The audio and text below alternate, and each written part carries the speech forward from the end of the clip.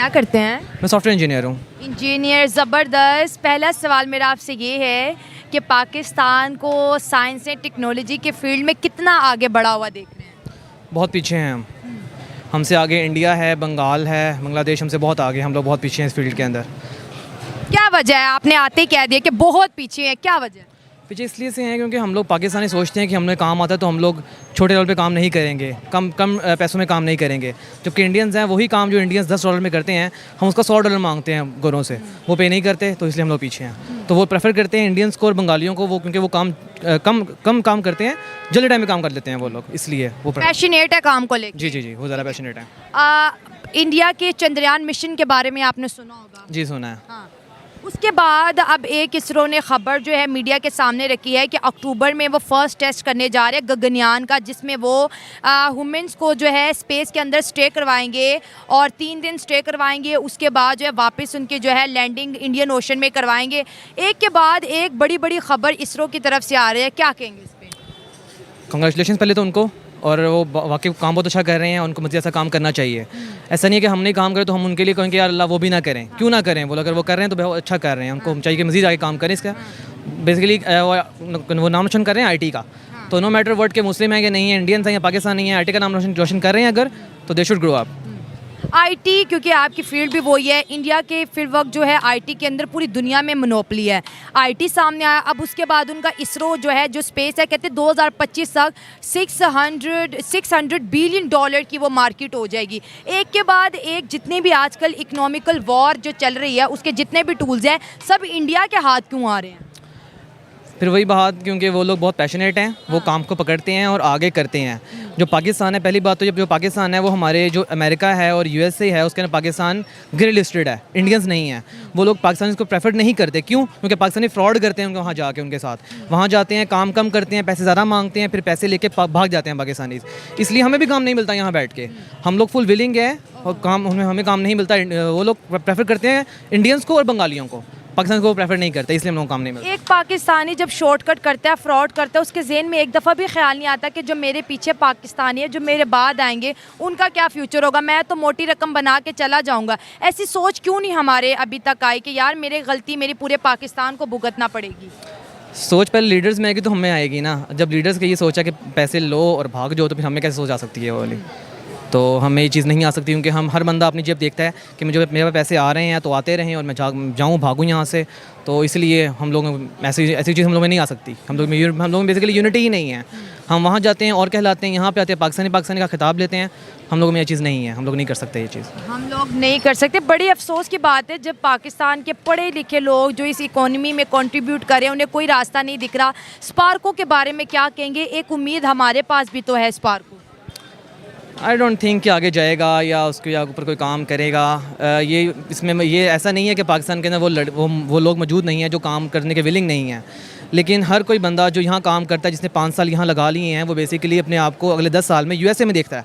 वो कहता है जब अगर पाकिस्तान में रह के मैं यहाँ पे 2 लाख कमाता हूँ महीने का, तो मैं यूएसए के अंदर वहीं बैठ के 20 लाख कमा सकता हूँ, फिर मैं क्यों यहाँ पे रहूँ? तो बेसिकली जॉब्स कम होने की वजह से भी हम लोग इस चीज़ के अंदर आते हैं कि हम लोग पीछे रह जाते हैं। हम लोग पीछे रह रहे हैं, साइंस में भी पीछे रह गए, इख्ता के अंदर भी पीछे रह गए, डेमोक्रेसी में भी पीछे रह गए। इन 77 सालों के पाकिस्तान को आप क्या कहेंगे? आपने इतना मुश्किल से बस आपने घबराना नहीं है, ऐसा है और ऐसे ही चलता रहेगा, हमारा कुछ नहीं हो सकता। Thank you so much. Thank you. Thank you. आपने घबराना नहीं है, और मैं यकीन करें कि 2-2.5 साल के बाद ये सेंटेंस सुन रही हूँ कि घबराना नहीं है। किसी और से बात करते हैं और जानने की कोशिश करते हैं कि वो साइंस एंड स्पेस के जो इल्म को पाकिस्तान के अंदर कितना प्रमोट होता हुआ देख रहे हैं। जी, उनकी हालात ऐसे हैं, इकोनॉमिक कंडीशन उनकी वैसी है कि वो लोग ये चीज़ें कर सकते हैं। सेकेंडली वो अपनी जो यूथ है उसको इस तरह की एजुकेशन दे रहे हैं, और उनकी जो स्पेस वगैरह की कंपनीज़ हैं वो काफ़ी एक्सेल कर रही हैं। तो मेरे ख्याल से जाना चाहिए उनको। वो कर सकते हैं, बिल्कुल कर सकते हैं। आप क्या कहें? मेरा भी यही पॉइंट ऑफ व्यू है। बस मुझे लगता है उनको फंडिंग थोड़ी एक्स्ट्रा होती है, हमारे से ज़्यादा होती है, और दूसरी कंट्रीज से होती है जिनसे हमारी इतनी नहीं है, इतने अच्छे रिलेशंस नहीं है। लेकिन उनको USA, इसराइल ये ज़्यादातर करता है फ़ंड। तो और इसका अगर बजट बता दूं तो 1.1 बिलियन जो है इसके लिए बजट एलोकेट किया गया है। देखिए आजकल ज़माना हम भी कहते हैं ये इकोनॉमिकल वर्क है, जो जिस मुल्क की इकोनॉमी बेस्ट होगी वो पावरफुल होगा, उसकी मानी भी जाएगी। लेकिन ये जो पॉलिटिक्स जो चेंज हो रही है, पूरी दुनिया का जो रजीम चेंज हो रहा है, हमारा मुल्क उसकी तरफ क्यों नहीं जा रहा? जी, हमारे लिए अभी दूसरी चीज़ें ज़्यादा इंपॉर्टेंट है फोकस करने के लिए। हमारी यहाँ पावर्टी इतनी ज़्यादा है, गरीबों के लिए खाने के लिए कोई सही राशन वगैरह नहीं है। तो हम अगर ये दूसरी चीज़ों में लग गए फिर तो हमारी कौम का बिल्कुल ही एंड हो जाएगा। तो पहले हमें जो बेसिक चीज़ें जो कि कौम को फराहम होनी चाहिए, जो basic human needs and necessities हैं, उनको पहले गवर्नमेंट पूरा करेगी, फिर ये दूसरी चीज़ों की तरफ उनका ध्यान जाना चाहिए। लेकिन सबसे पहले प्रायोरिटी उनकी कौम की बेहतरी और कौम का मतलब भूख वगैरह होनी चाहिए। आप कह रहे हैं कि पहले भूख को मिटाओ फिर साइंस की बात बिल्कुल, करें। बिल्कुल। आप क्या कहेंगे? मैं तो ये कहूँगा कि भूख भी मिटा लें, लेकिन पहले करप्शन मिटाएं, अच्छा। फिर उसके बाद हो जाएगा कुछ ना कुछ। पॉलिटिकल पार्टीज़ अपनी वॉर कर रही हैं, उसके अंदर इकनॉमिक्स फिर बीच में आई जाती है। बाकी यही है। ठीक है। अच्छा, मेरा ये मानना है, शायद आप एग्री करें ना करें, मैं कहती हूँ भूख मिटानी है, बच्चों का एजुकेट करो। ये बच्चे जब मुल्क के अंदर रहेंगे, मुल्क से बाहर रहेंगे, तो भूख का मसला तो खुद ही ख़त्म। जिसके पास तालीम है वो कभी भूखा नहीं सो सकता। क्या कहेंगे इससे इससे? जवाब दें पहले मैं तब तक आप जवाब, आप वो सोचेंगे आप। ऐसी है जी, अगर बंदा पढ़ा लिखा होगा वो अपने लिए कमाने का ज़रिया खुद ढूंढ लेता है। तो ये बेसिकली एजुकेशन जो है वो बेसिक ह्यूमन नीड ही है ना। मतलब ज़रूरी होता है एक बच्चे के लिए कि उसके लिए एजुकेशन उसकी कंप्लीट हो, उसका मेडिकल उसका मतलब छत वगैरह, ये सारी बेसिक नीड्स हैं उसके लिए। तो जब तक पढ़ाई अगर बंदे की कंप्लीट होगी तो इंशाल्लाह ज़रूर वो इन चीज़ों में एक्सीड करेगा। आप क्या कहेंगे? मैं ये कहता हूँ कि एजुकेशन एक तो जनरल नॉलेज और फाइनेंशियल एजुकेशन को थोड़ा डिस्टिंग्विश करना चाहिए, क्योंकि फाइनेंशियल एजुकेशन थोड़ी डिफरेंट चीज़ है। एक बच्चा, कोई भी बच्चा, उसको ये कह दो कि तुम 500 का परफ्यूम लेके 1000 में बेच दोगे तो उसके पास आ जाएंगे खाने के पैसे। लेकिन ये जनरल नॉलेज पढ़ाई करने से, इससे वो टैक्सेस और इन चीज़ों का नहीं कर सकता जो उसको फाइनेंशियल है।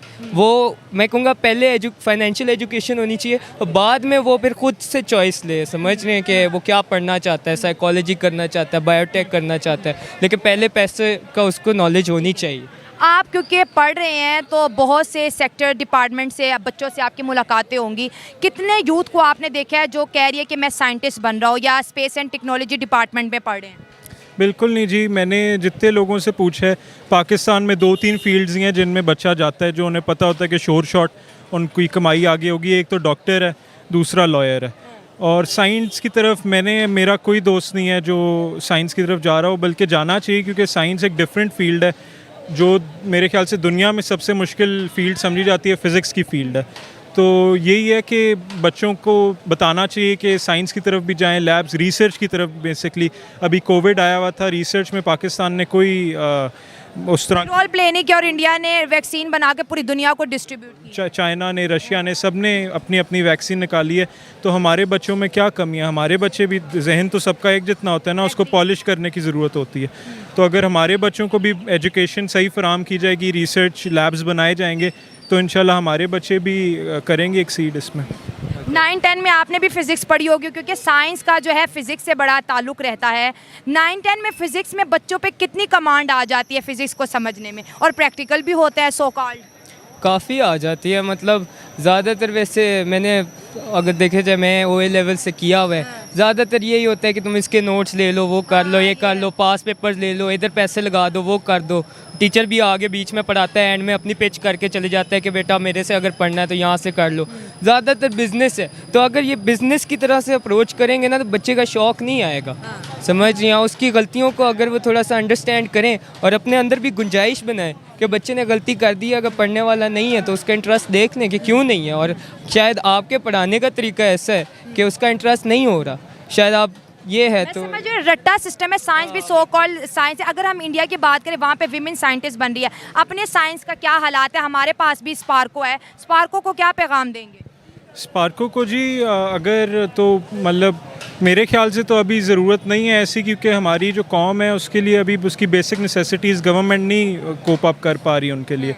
अगर लगता है गवर्नमेंट को तो ज़रूर स्पार्को को भी उन्हें फंडिंग देनी चाहिए और ज़रूर उन्हें भेजना चाहिए, क्योंकि इंटरनेशनल रिकग्निशन भी आपकी पूरी कंट्री की मिल जाती है। अभी इंडिया की पूरी दुनिया में वाह वाह हो रही है, क्योंकि चंद मुल्कों में से इंडिया ही है जिन्होंने जो अभी तक मून पे जा पाए या आउटर स्पेस में कहीं भी चौथा बना। था। बिल्कुल, तो वो काउंटेबल है ना, मतलब चंद मुल्क ही हैं।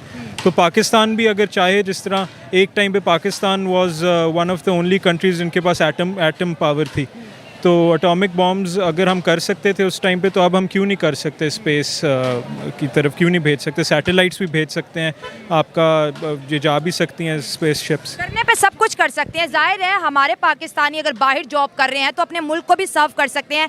क्या वजह है कि पूरी दुनिया में अगर देखा जाए तो पाकिस्तानियों के खिलाफ गेट आउट कैंपेन है, ना स्पेस में काम कर रहे हैं, ना साइंस में काम कर रहे हैं, और तो छोड़े अपने मुल्क के लिए भी कुछ नहीं कर रहे। क्या वजह, क्यों सोए हुए हैं?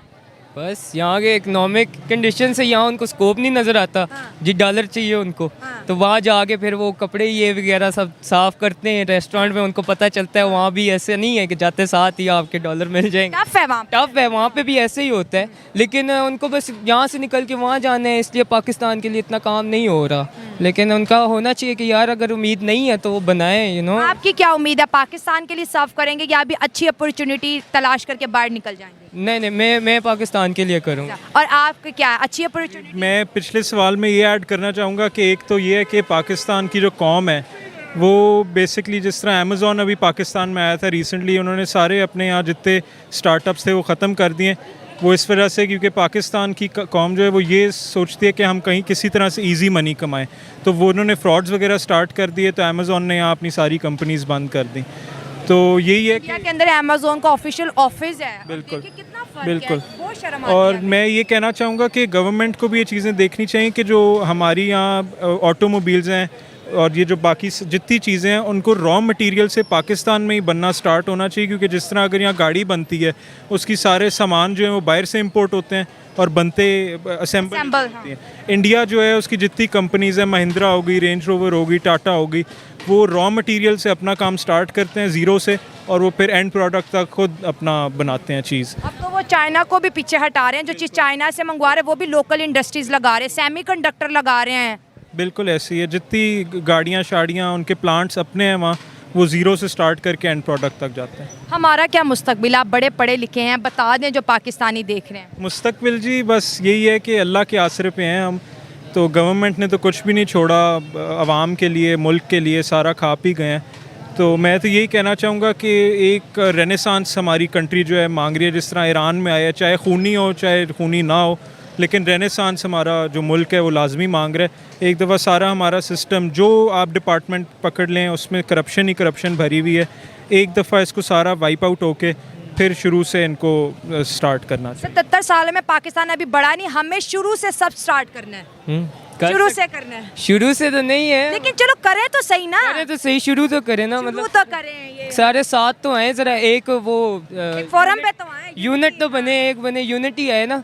सारे जरा अपनी अपनी दुनिया में चले गए, दुनिया एक है, सबकी अलग अलग है। पाकिस्तान की तरफ आए, पाकिस्तान की तरफ आए जरा। जबरदस्त दोस्तों, बहुत अच्छा लगा पाकिस्तान की यूथ से बात करके। सबका यही है कि सबसे पहले यूनिटी आए, उसके बाद एजुकेशन है, और ये सिस्टम यूथ खुद ही ठीक कर लेगी। साइंस हो, टेक्नोलॉजी हो, या पाकिस्तान का कोई भी डिपार्टमेंट हो, सब आगे बढ़ेंगे जब हमारे यूथ के अंदर अवेयरनेस आएगी, और इसके साथ शऊर बहुत ज़्यादा जरूरी। जब तक शऊर नहीं आएगा तब तक हम कहेंगे यार ठीक चल तो रहे, सब खा रहे हैं, सो रहे हैं, पी रहे हैं। तो मुल्क का मकसद ये नहीं होता, आपका एक विजन होता है। हमारा 2047 क्या 2050 तक कोई भी विजन नहीं है। बिना विजन के मुल्क कैसे चलेगा? ये एक अच्छी चीज़ है कि south Asian countries science and technology में आगे जा रहे हैं। पहले ये थे कि ये सिर्फ रिसर्च को रेप्लिकेट करते थे, अब ये रिसर्च अपनी प्रोड्यूस कर रहे हैं, ये एक अच्छी चीज़ है। और ये है कि पहले ये कुछ लोग समझते थे कि इस धरती के डीएनए के अंदर कुछ मसला है, लेकिन इस चीज़ को ना क्लैरिफाई हो चुका है कि हम भी उतने ही काबिल हैं जितने कि किसी दूसरी कंट्रीज़ हैं। ठीक है, ये स्पेस हमने अमेरिका को करते देखा है, लेकिन इंडिया कर रहा है। बात अहम इसमें ये है कि देखिए, अगर हम नासा की बात करें उस पर बहुत से इंडियंस काम करते हैं, लेकिन अगर हम इसरो की बात करें, इसके अंदर कोई अमेरिकन काम नहीं करता। जितने भी साइंटिस्ट हैं इंडिया के पढ़े लिखे हैं, यहाँ से उन्होंने डिग्री ली है, यहीं पे प्रैक्टिस कर रहे हैं और अपनी इंडिया के स्पेस के लिए काम कर रहे हैं। तो इंडिया की जो एजुकेशन है इतनी पावरफुल है कि उनको अमेरिका से कोई भी बंदा या साइंटिस्ट अपॉइंट करने की ज़रूरत नहीं है। जी इसमें एक अच्छी चीज़ ये भी है कि इंडिया वालों ने अपनी एजुकेशन के ऊपर इन्वेस्ट किया है और उनके जो लोग बाहर गए हैं एजुकेशन लेके वो मुल्क वापस आए हैं, उनको अपने मुल्क को एजुकेट किया है। तो अगर एंटरप्रेन्योर देखते हैं आप इंडिया के तो काफ़ी ज़्यादा हैं अमेरिका के अंदर भी, लेकिन वो अपने मुल्क से मुखलिस हैं, ये एक अच्छी चीज़ है। और एक अच्छी चीज़ है कि उन्होंने चीपेस्ट जो मिशन है, सिर्फ मेरे ख्याल में 6 बिलियन जो रुपीज़ हैं उसके अंदर उन्होंने ये मिशन बनाया है। तो कुछ लोग इस चीज़ को ये कहते हैं कि एक गरीब मुल्क है तो वो इस चीज़ पे क्यों इन्वेस्ट कर रहा है। लेकिन वो तो दुनिया की 5th लार्जेस्ट इकोनॉमी बन गया ना, इतना उनके पास डॉलर पड़ा हुआ है। पर कैपिटा की अगर बात करें तो वो अभी पाकिस्तान से फिर भी ज़्यादा ही है। जी पाकिस्तान से ज़्यादा है, बिल्कुल। अगर आप इसरो की बात कर ले, हमने उनसे पहले एक रिसर्च ऑर्गेनाइजेशन बनाई, हमने उनसे पहले एक रॉकेट खला में छोड़ा, उसके बाद से अब तक लेके हमने कोई काम नहीं किया। और उसके बाद इसरो बनी, उसने स्पेस मिशन किए, चांद के मिशन किए, अब चंद्रयान कर रहा है, खलाबाजों को जो एस्ट्रोनॉट्स को स्पेस के अंदर भेज रहा है, स्टे करवा रहा है। हम कहाँ एग्जिस्ट कर रहे हैं? मसला ये है कि हमारी प्रायोरिटीज़ सही नहीं है, एक सिस्टम हमारे अंदर डेवलप नहीं हुआ। अगर एक सिस्टम फिक्स हो तो उसमें यह है कि वो सिस्टम डेमोक्रेसी में सेल्फ करेक्टिंग मैकेनिज्म होते हैं, वो अपने आप को दुरुस्त कर लेता है। तो डेमोक्रेसी इस्टेब्लिश नहीं हुई, इससे हमें यही सबक मिलता है कि डेमोक्रेसी को इस्टेब्लिश होने दें तो सिस्टम खुद ब खुद ठीक हो जाएगा किसी हद तक। आपका कहना ये है कि जो हम साइंस एंड टेक्नोलॉजी में पीछे रह रहे हैं कि हमारा सिस्टम ठीक नहीं है, एजुकेशन सिस्टम भी नहीं ठीक? अगर पॉलिटिकल अनस्टेबिलिटी होगी तो इससे ये होगा कि बाकी सारी चीज़ें इससे लिंक्ड हैं, तो बाकी चीज़ें भी डेवलप नहीं होगी। इकोनॉमिकली अगर लोग अपनी उनको रोटी नहीं मिलेगी तो वो इस चीज़ों के बारे में कैसे सोचेंगे। हाँ सही बात है। एक और सवाल चले आपसे पूछते हैं, हम देखते हैं कि वहाँ का जो इसरो डिपार्टमेंट है, अभी जो चंद्रयान मिशन हुआ उसको लीड करने वाली विमेन थी और बहुत सी बड़ी बड़ी विमेन जो है साइंटिस्ट वहाँ पर काम कर रही हैं। हमारी women as a scientist society में कितना रोल प्ले करती हुई आपको दिखाई दे रही है? जेंडर डिस्क्रिमिनेशन तो है इस सोसाइटी के अंदर, इसमें कोई शक नहीं है, लेकिन इसमें यह है कि मेल भी इधर इतना कोई रोल प्ले नहीं कर रहे, वुमेन वैसे पीछे हैं। लेकिन यह है कि अगर हम अपनी सिविल सर्विसेज को देखते हैं तो एक अच्छी चीज़ मिलती है कि उसमें वुमेन इन्वॉल्व हैं।